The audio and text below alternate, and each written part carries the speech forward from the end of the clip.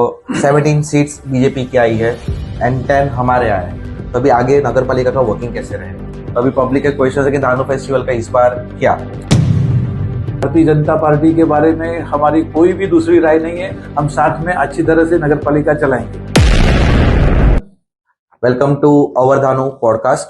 आज हमारे साथ है मिस्टर रविंद्र फाटक। अब हम लेके पोस्ट इलेक्शन के ऊपर कुछ जानकारियां। रवि दादा, first of all hardly congratulation, आपके और आपकी टीम के वजह से राजू दादा जीत के आए हैं। अभी जो नेक्स्ट हमारे टॉपिक्स है कि आगे क्या, कि जैसे मेन अभी लाइनअप है कि 17 सीट्स बीजेपी की आई है एंड 10 हमारे आए हैं। तो अभी आगे नगर पालिका का वर्किंग कैसे रहेगा? जब भी से नगराध्यक्ष का डायरेक्ट इलेक्शन गवर्नमेंट ने डिसाइड किया कि नगराध्यक्ष लोगों में से चुना जाएगा, उसके बाद में जो उसके लॉ है उसमें चेंज आ गया। नगराध्यक्ष को बहुत ज्यादा पावर आ गई।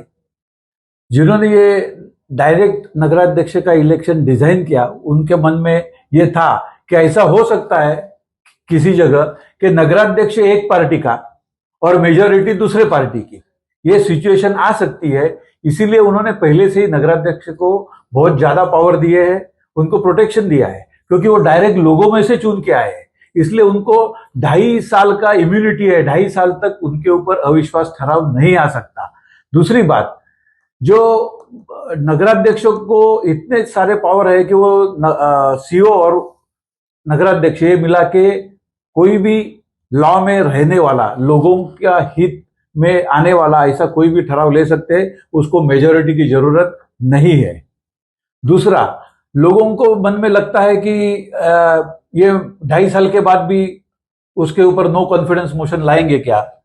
वैसा भी नहीं हो सकता, क्योंकि उसके लिए प्रॉपर रीजन चाहिए। ऐसा सिर्फ कहना हमको विश्वास नहीं है, उससे नहीं होगा। नगराध्यक्ष ने उसके लिए कोई मिसकंडक्ट किया हो, फ्रॉड किया हो, तो ही प्रूफ्स, डॉक्यूमेंटेशन, और वो उसके साथ में अगर 2/3 लोगों का सिग्नेचर हो कि अभी नगराध्यक्ष पे हमारा विश्वास नहीं है, तो कलेक्टर मीटिंग लेता है और वो उसकी छानबीन करता है कि ये जो इन्होंने जो आरोप लगाए हुए हैं उसमें कितना दम है। अगर उसको लगा इसमें दम है तो फिर वो वोटिंग होता है और नगराध्यक्ष को हटाया जाता है। इसलिए डायरेक्ट नगराध्यक्ष को फुल प्रोटेक्शन है। इसलिए मेजोरिटी जिसको मिली वो सोचते होंगे कि ये कैसे चलाएंगे, तो वो चलाना बहुत ही इजी है, उसमें कोई प्रॉब्लम नहीं है। दूसरी बात ऐसा है कि हमारी पार्टी भी स्टेट में उनके साथ में ही है। हम मुख्यमंत्री को मिलके और शिंदे साहब को मिलके, ये ऐसा कभी सिचुएशन आएगा नहीं, ये तो हम उनसे फुल प्रूफ करके लेंगे। तो ये सिचुएशन ऐसा आना धानु के लिए इम्पॉसिबल है। अगर कोई ऐसा सोचता होगा तो बेवकूफ है वो। एंड आगे फिर जैसे हम जानते हैं कि पालघर डिस्ट्रिक्ट में हमारे पास 4 पालिका है, उसके ऊपर आपकी क्या विचारधारा है? उसके रिजल्ट्स क्या है और उसके ऊपर आपकी क्या विचारधारा है? धानु में शिवसेना का नगराध्यक्ष चुन के आया, पालघर में नगराध्यक्ष शिवसेना का चुन के आया। ये 2 नगर पालिका थी, वो बहुत बड़ी थी।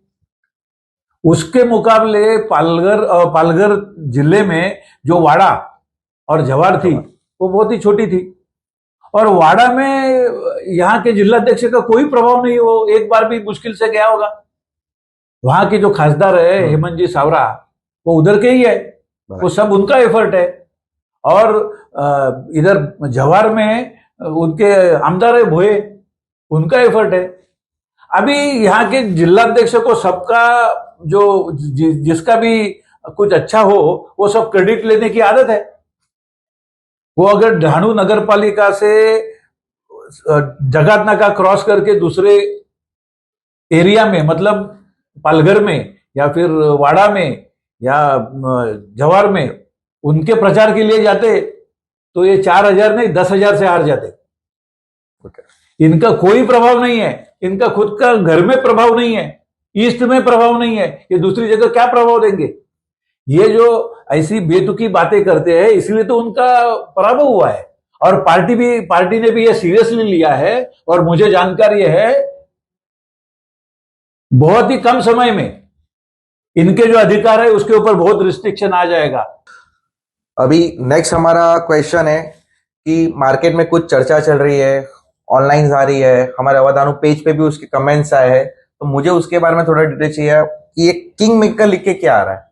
ये जो किंग मेकर है वही बोल रहा है कि चार जो नगर पालिका की जो ये थी क्या बोल रहे इलेक्शन था, उसमें दो हमको मिल गए, दो इनको मिल गए, 95 में से 50 आ गए। वो सब बेतुकी बात है।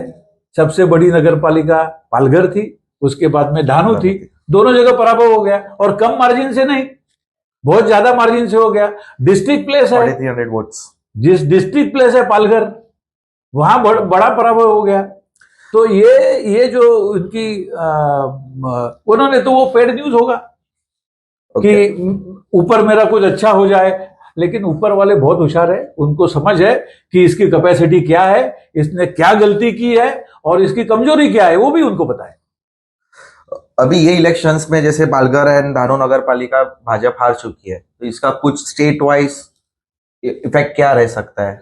नहीं, हम या आगे जेडपी की इलेक्शंस पे इसका क्या प्रभाव हो सकता है? जेडपी में इलेक्शन का प्रभाव तो निश्चित होगा, क्योंकि बीजेपी को थोड़ा बैकफुट पे जाना पड़ेगा, और इसका तालुका के पॉलिटिक्स में और डिस्ट्रिक्ट के पॉलिटिक्स में भी फर्क हो जाएगा।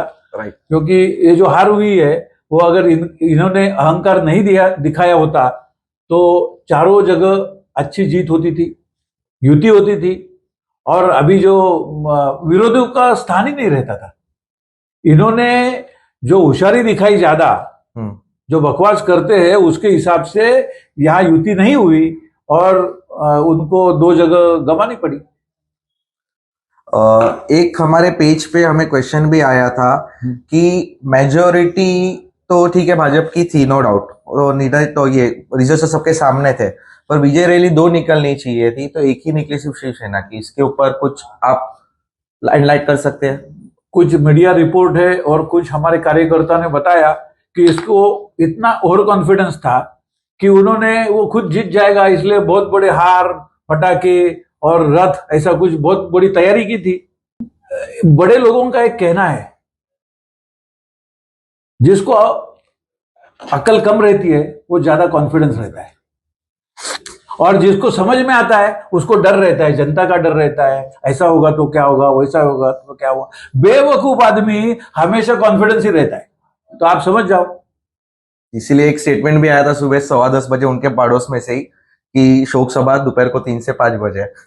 नहीं, वो भैर हमारे मित्र पार्टी है, शोक सभा तो हम नहीं कहेंगे, साथ में ही काम करना है। भले पर्टिकुलर व्यक्ति का अहंकार है, वो अगर छोड़ दिया तो भारतीय जनता पार्टी के बारे में हमारी कोई भी दूसरी राय नहीं है। हम साथ में अच्छी तरह से नगर पालिका चलाएंगे। तो मतलब इन शॉर्ट पार्टी से आपको हमें प्रॉब्लम नहीं था? नहीं है, पर जो प्रॉब्लम था वो ओनरशिप से था या जो लीडर था उनसे था, उनके स्वभाव से था। व्यक्तिगत मेरा उनसे कोई विरोध नहीं है। ओके। लेकिन उनका जब उन्होंने ये स्वभाव चेंज कर दिया, सबको साथ में लेने की अगर उनकी भूमिका रहेगी तो सबका साथ रहेगा। तो you mean right approach will give a right opportunity? Definitely. Okay. अभी पब्लिक का एक दूसरा भी अपडेट आ रहा है। जैसे हम जानते हैं कि दिसंबर एंडिंग पे है एंड हर साल धानु फेस्टिवल होता है, तो अभी पब्लिक के क्वेश्चन है कि धानु फेस्टिवल का इस बार क्या होगा, नहीं होगा? धानु फेस्टिवल को विरोध नहीं है। धानु फेस्टिवल के लिए जो नगर पालिका का पैसा यूज होता है, टैक्स वालों का पैसा जो यूज होता है, वो नहीं होगा। ओके। फेस्टिवल करना है, कितना भी बड़ा करो, कंट्रीब्यूट करो, लोगों से लो या खुद खर्चा करो। ओके। रवि दादा, एक हमें पास एक मैसेज आया था ओवर धानु पेज पे, उसको पर्सनली हमने अटेंड किया था।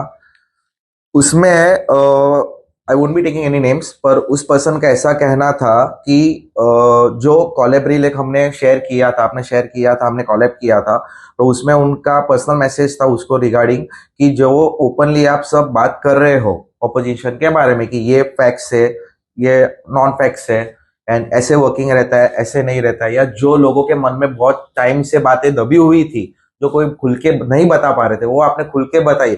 उसके वजह से उनको, उन लोगों को भी अभी हिम्मत आ रही है कि भाई हाँ, अब हमें कुछ डरने की जरूरत नहीं है, या हमें जो है, हमें खुद का हिसाब से हम वोट कर सकते हैं।